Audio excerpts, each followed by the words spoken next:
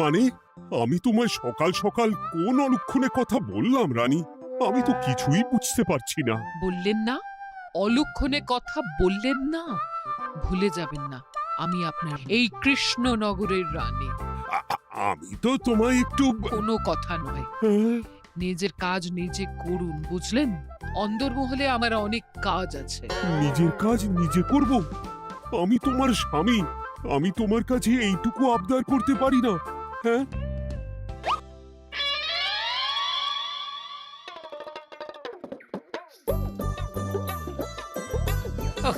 আজ গিন্নির সাথে বচসা করতে গিয়ে দেরি হয়ে গেল। মহারাজ আবার আমার দেরি দেখে রেগে না যান।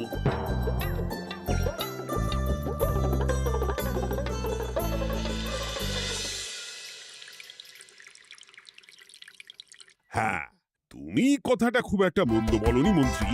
এতে রাজ্যবাসীরও উপকার হবে আর রাজকোষেরও খুব একটা চাপ পড়বে না। তাহলে মহারাজ সব ঘরে ঘরে এই বার্তা পৌঁছে দিই।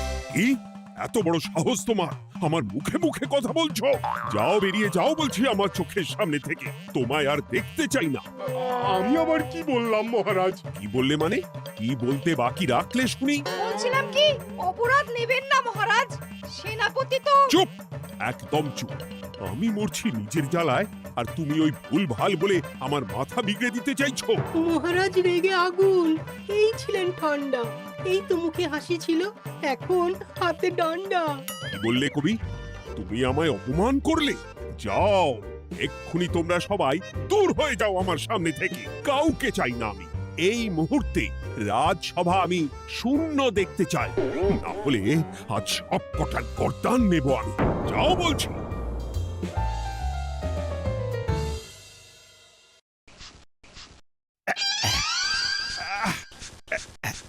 আহা, একটু শান্তি হলো। ভেবেছিলাম রাজসভায় করব তাই রে নাই রে, রাজা দিলেন ঘাড় ধাক্কা, এখন সবাই বাইরে। এ তো তোমার জন্য। তুমিই তো বেমক্কা একটা এমন কবিতা বললে। আহ, কেন এইভাবে চড়ছেন মন্ত্রী মশাই? দোষ তো আপনারও। আপনি তো কি একটা বলে রাজা মশাইয়ের মাথা গরম করে দিলেন। আমি আবার কি বলেছি? আরে মহারাজ তো সেনাপতির ওপর রেগে গেলেন। আরে বাবা, আমি আবার কি করলাম? পণ্ডিত মশাই কি সব বলে দিলেন, তখনই তো মহারাজ। এই আমার নামে একটা অসাধু বাক্য বললেই আমি কিন্তু। এ কি কাণ্ড! কৃষ্ণনগর রাজসভার সভারত্নরা বাইরে বের হয়ে কি মহা হট্টগোল শুরু করলেন। মহারাজ সবাইকে একসাথে ঘাড় ধাক্কা দিয়েছে। ওরে বাবা, এতগুলো ঘাড়ে রাজামশাই একসাথে ধাক্কা দিলেন কিভাবে? আচ্ছা, দোষটা কে করলো? দোষ করেছে ও, দোষ করেছে ও। দোষ করেছে ও। দোষ করেছে ও। এবারেও কেউ একমত হতে পারলেন না। কে দোষ করেছে? আচ্ছা বেশ, কি হয়েছে কেউ একটা খুলে বলুন দেখি। আমি বলছি, মহারাজ বেশ খোশ মেজাজি ছিলেন, কিন্তু হঠাৎ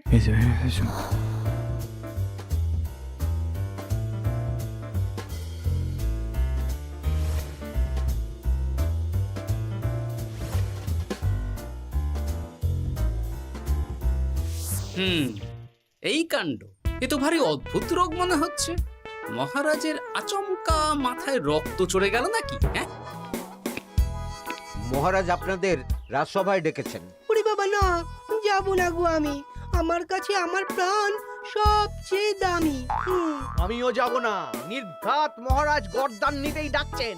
আমিও যাব না গোপাল, আমারও প্রাণের বড় মায়া। আচ্ছা, এটা কি কোনো কথা হলো? হ্যাঁ, প্রাণের মায়া কার নেই বলুন তো? আর মহারাজ যে গর্দান নিতেই ডাকছেন তার কি কোনো মানে আছে? অন্য কারণও তো হতে পারে। তুমি কি করে বুঝলে? হ্যাঁ, বুঝতে পারিনি, তবে আন্দাজ করেছি। তোমাদের কথাতেই শুনলাম মহারাজ খোশ মেজাজেই ছিলেন, সহসা রেগে গেছেন। আবার যে সহসা খোশ মেজাজেই ফেরেননি, তাই কি বলা যায়? এটা তুমি বলনি তো মন্দ। চলো সবে ফিরিয়ে আনি রাজসভার ছন্দ। আরে গোপাল, এসো এসো এসো। তা এত দেরি করলে কেন? বাকিরা কোথায়? তারা আসছেন মহারাজ। আপনি তাদের ডেকেছেন, তাদের ঘাড়ে কটা মাথা যে তারা আসবেন না। কিন্তু মহারাজ, আমি অন্য কথা ভাবছি। কি কথা গোপাল? আপনি নাকি সভায় আজ হঠাৎ সবার উপরে রেগে গিয়ে তাদের সভা থেকে বের করে দিয়েছেন মহারাজ। এ কি সত্যি মহারাজ? আরে না না গোপাল, মোটেও না। বলতে পারো আমি সবার সাথে একযোগে একটা রসিকতা করছিলাম। আমি দেখছিলাম সবাই আমার রসিকতা কেমন বুঝতে পারে। তাই নাকি? আসলে তুমি ছিলে না বলেই এরা কেউ আমার রসিকতা ধরতে পারেনি। এ কি সত্যি মহারাজ? আপনি সত্যি আমাদের উপর কোনো রাগ করেননি? হুম, এ কি এই সব কিছুই আপনার রসিকতা ছিল? ও মা, তাই নাকি মহারাজ? এই যে আপনি শুনিয়ে দিলেন কথা কড়া কড়া, সবকিছুই ছিল আসলে নিছক মজা করা। আহ, আবার যত সব বাজে বকছো তোমরা। এত কথা কেন? তোমরা কেউ আসলে মহারাজ কৃষ্ণচন্দ্রের রাজসভার যোগ্য নও। যাও, যাও, দূর হয়ে যাও। কিন্তু মহারাজ, এই যে আপনি বললেন। আহ, তুমি সবার আগে যাও তো। তুমি হলে সব নষ্টের গোড়া। যাও বলছি, আমার আর ভালো লাগছে না। যাও। জব বাবা।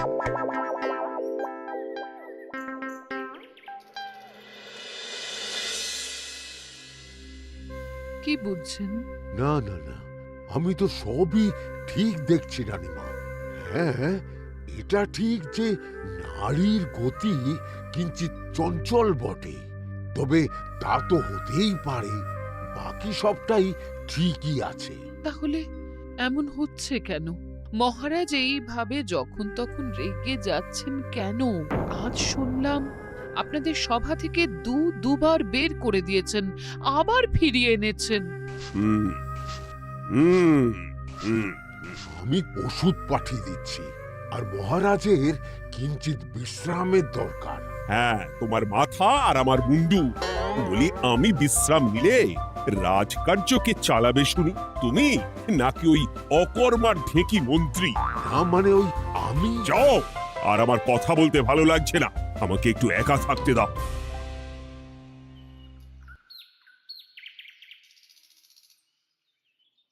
ব্যাপারটা কি বুঝলে গোপাল?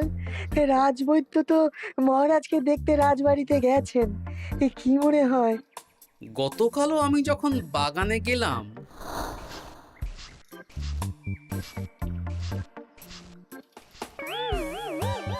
গোপাল, তোমার কি মনে হয় মহারাজকে কোন রোগে ধরেছে?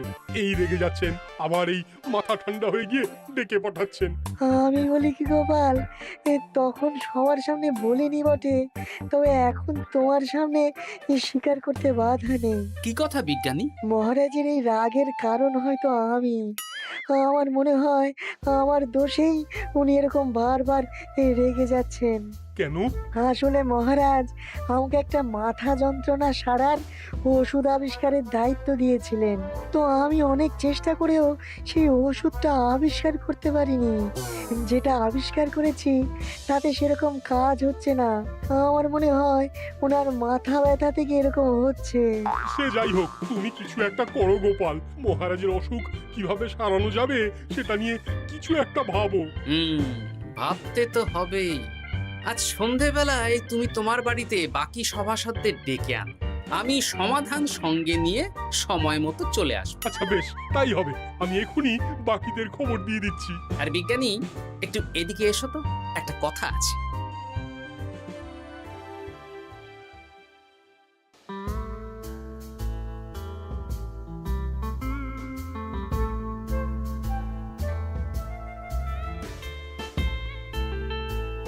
গো, বলি এইভাবে ঘুরলে কি মহারাজের ব্যামো সেরে যাবে? তা সারবে না।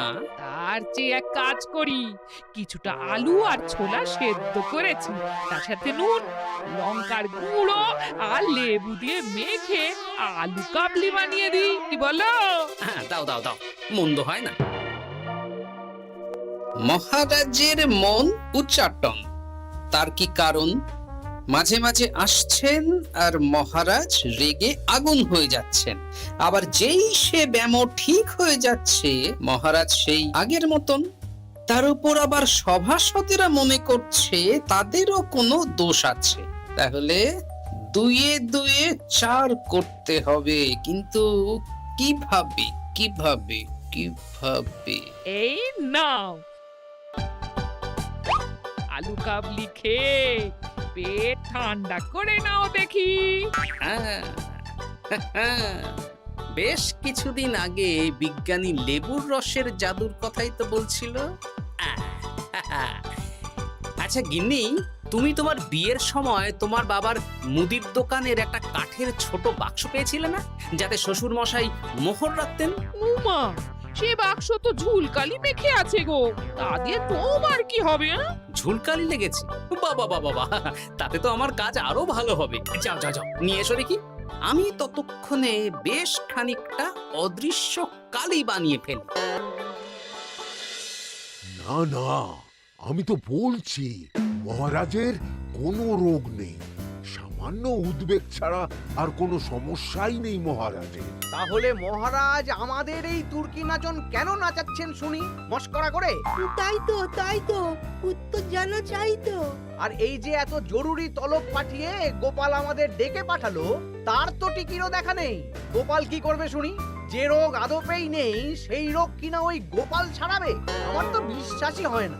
বিশ্বাসে মিলায় বস্তু, তর্কে বহু দূর, তাই না মন্ত্রী মশাই? পেলে গোপাল, মহারাজের রোগ সারাবার কোনো উপায় পেলে? আচ্ছা গোপাল, রাজবৈদ্য বলেছেন মহারাজের কোনোই অসুখ নেই, তা তুমি কি সারাবে শুনি? হ্যাঁ, রোগ হয়তো রাজবৈদ্য মশাই ধরতে পারেননি, কিন্তু কিছু তো আছেই যার জন্য মহারাজ এমন আচরণ করছেন, তাই না? তা তুমি বলো না মহারাজ এমন কেন করছেন, আর কি তার সমাধান? এক এক করে বলি। আমি ভেবে দেখলাম এর জন্য আমরাই দায়ী। বলো কি? আমরা সবাই কোনো না কোনো সময়ই মহারাজের রাগের কারণ হয়েছি, তাকে আঘাত দিয়েছি, বিষণ্ণ করেছি। ইচ্ছে করে করিনি হয়তো, কিন্তু করেছি। আর মহারাজ সেই সব কথা বুকে চাপা দিয়ে রেখেছেন। তুমি বলতে চাইছো অতীতে সেই সব ভুলের কারণেই মহারাজ এমন করছেন? আমার তো তাই মনে হয় সেনাপতি। আচ্ছা তর্কের খাতিরে যদি তাই ধরে নি, তাহলে এখন আমাদের কি করণীয়? আমরা তো কাল যন্ত্রে চেপে অতীতে ফিরে যেতে পারবো না যে সেই সব ভুলগুলো শুধরে দেব। তা হয়তো হবে না, কিন্তু কিংকর্তব্য বিমূঢ় বাবার আদেশ যদি মানি, তাহলে এই সমস্যার সমাধান সম্ভব মন্ত্রী মশাই। কি বললে? ত্রিকালজ্ঞ বাবা কিংকর্তব্য বিমূঢ়, সে আবার কি গোপাল? আছেন একজন জ্ঞানী ব্যক্তি, আমার খুব পরিচিত। তার দেওয়া একটা উপদেশ আমার জানা আছে। আমার বিশ্বাস তাতে মহারাজের এই সমস্যার সমাধান হয়ে যাবে। কি করে শুনি? এই কালি হলো অদৃশ্য কালি। কলম দিয়ে অদৃশ্য কালিতে কাগজের উপর লিখতে হবে। কি লিখতে হবে? লিখতে হবে যে মহারাজের সাথে অতি সাম্প্রতিক কালে আমরা যা যা অন্যায় করেছি তাই লিখতে হবে। কোনো মিথ্যে কথা লেখা যাবে না। তবে চিন্তা নেই, অদৃশ্য কালি, ফলে কেউ কারো লেখা পড়তে পারবে না। এইবার এই কাগজ ভাঁজ করে ফেলে দিতে হবে এই বাক্সে। বাক্সে তালা, তার চাবি থাকবে মন্ত্রী মশাইয়ের কাছে। আবার আমার কাছে কেন? পরে যাতে কোনো সন্দেহ না করেন, যা সন্দেহবাতিক মন আপনার। বললে এইবার এই বাক্স সারা রাত নদীর ধারে বটতলায় পড়ে থাকবে, চাঁদের আলো পান করবে। তারপর সকালে আমরা সবার সামনে এই বাক্স ফেলে দেব নদীর জলে। সবার অন্যায় সারা রাত চাঁদের আলো পান করে শুদ্ধ হয়ে ভেসে যাবে নদীর জলে। ব্যাস ব্যাস, আমরা সবাই পাপ মুক্ত হয়ে যাব। একদম সবাই শুদ্ধ হয়ে যাব, আর মহারাজের ব্যামো সেরে যাবে। কিন্তু তুমি কোনো চালাকি করছো না তো গোপাল? অদৃশ্য কালিতে লেখার সাথে আমি আর কোন চালাকি করব মন্ত্রী মশাই? দেখুন, আমি একটা কাগজে লিখছি। কি কিছু বোঝা যাচ্ছে? সত্যি তো কিছু বোঝা যাচ্ছে না যে আদৌ কিছু লেখা হয়েছে কি হয়নি। তাহলে লেখা শুরু করা যাক। এক এক করে লিখুন আর কাগজ ভাঁজ করে বাক্সে ভরে দিন। আর হ্যাঁ, একদম মিথ্যে কথা লিখবেন না, তাহলে কিন্তু লেখাগুলো অদৃশ্য থাকবে না, ফুটে উঠবে। আচ্ছা গোপাল, বুঝেছি। কলম কালি মন, লেখে 3 জন। মিথ্যে কথা লিখে দিলেই ঘটবে অঘটন। আমি বাক্সটা নদীর পাড়ে সঠিক জায়গায় রেখে আসবো। তারপর কাল সকালে সবাই মিলে এই বাক্স ফেলে দেব নদীর জলে। ঠিক আছে?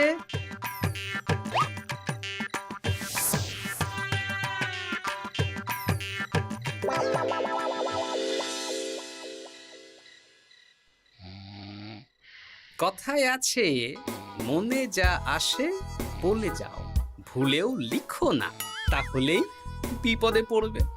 এদিকে কেমন সবাই নিজের নিজের দোষ লিখে বাক্সে ফেলে দিয়েছে। ভাগ্যিস আমি সবার লেখা কাগজগুলো রাতের অন্ধকারে বের করে আনলাম।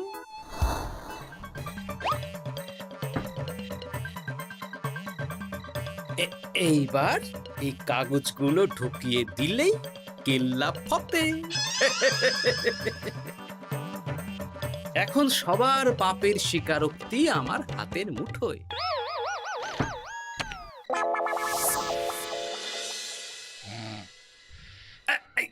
আরে, ও মা গো, ও বাবা গো, বলি নাক ডেকে তো ঘুমোচ্ছ, আর পিঠটা একটু চুলকিয়ে দাও দেখি। ধুত্তারি, এই জন্যই তো মাথাটা যায় গরম হয়ে। আরে, এই সহজ ব্যাপারটাই তো আমি বুঝতে পারিনি। মহারাজের অসুখ তাহলে এই। যাক, এই রাতের বেলাতেই একসাথে একটা ঢিল পেয়ে গেছি। এক ঢিলে মারবো 2 পাখি। রাজার অসুখও সারবে, আবার সব কটা পাজি শায়েস্তাও হবে।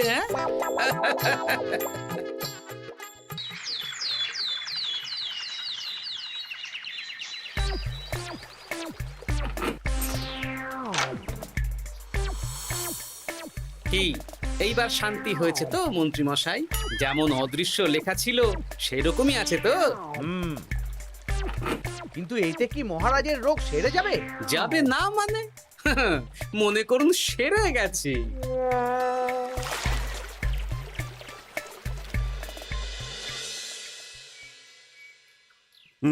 তাহলে আজকে সভার কাজ শুরু করা যাক। ক্ষমা করবেন মহারাজ, সবার কাজ শুরু করার আগে একটা দরকারি কাজ আগে করা দরকার।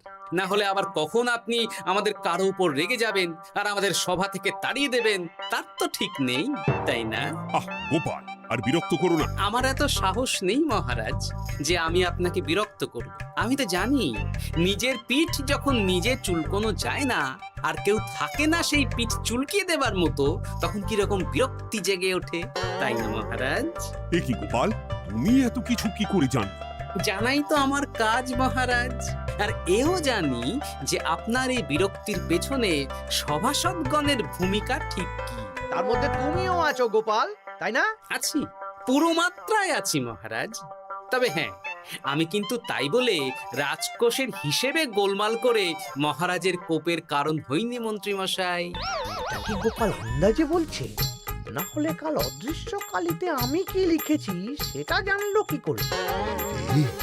আমি যা লিখেছি সেটাও কি গোপাল পড়ে ফেলেছে নাকি? যাকে পড়লেই বাকি, সব লেখা তো ওই নদীর জলে ভেসে গেছে। আমি যে লিখেছি তার প্রমাণ কি? তবে আর চিন্তা নেই মহারাজ, সমস্যার সমাধান হয়ে গেছে। এখন থেকে আপনি যতক্ষণ রাজসভায় থাকবেন, প্রথমে মন্ত্রী মশাই, তারপর পণ্ডিত মশাই, আর তারপর রাজবৈদ্য পালা করে আপনার পিঠ চুলকে দেবে। কেন আমি কেন চুলকে দেব? না দিলে যে আপনার কপালে অনেক বড় শাস্তি ঝুলছে মন্ত্রী মশাই। রাজকোষে যে জালিয়াতি আপনি করেছেন তার স্বীকারোক্তি আমি হাজির করব যে মহারাজের সামনে।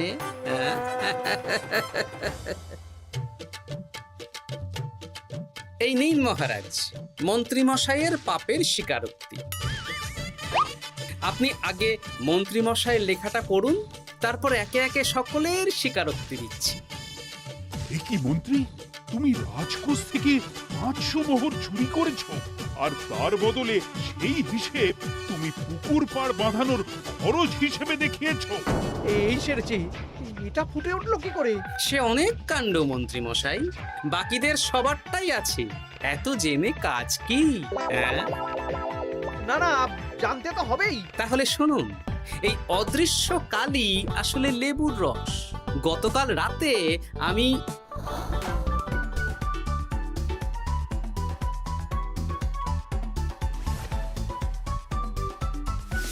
এবার লেবুর রসে অদৃশ্য লেখা কেন বা কিভাবে ফুটে উঠলো সেটা বিজ্ঞানী বোঝাবে।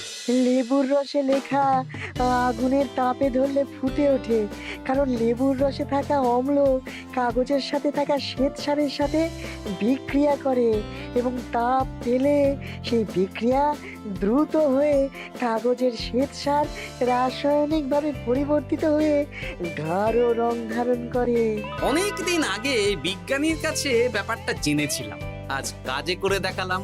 এবার মন্ত্রী মশাই দেখুন, মহারাজের সেবা করা ভালো না তার বদলে চাবুক খাওয়া ভালো।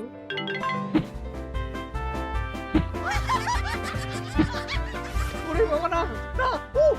আগে যেমন বুনো ওল তেমনই তো বাঘা তেঁতুল হবে মন্ত্রী মশাই। যা, রাজা মশাইয়ের মেজাজ আবার বিগড়ে যাওয়ার আগেই কাজ শুরু করে দিন ও বাকিদেরকে সেবা করার সুযোগ করে দিন। আজ থেকে ভুল হলে শুধরে নেব ভুলকে। মন্ত্রীমশাই মহারাজের পিঠ দেবে চুলকে।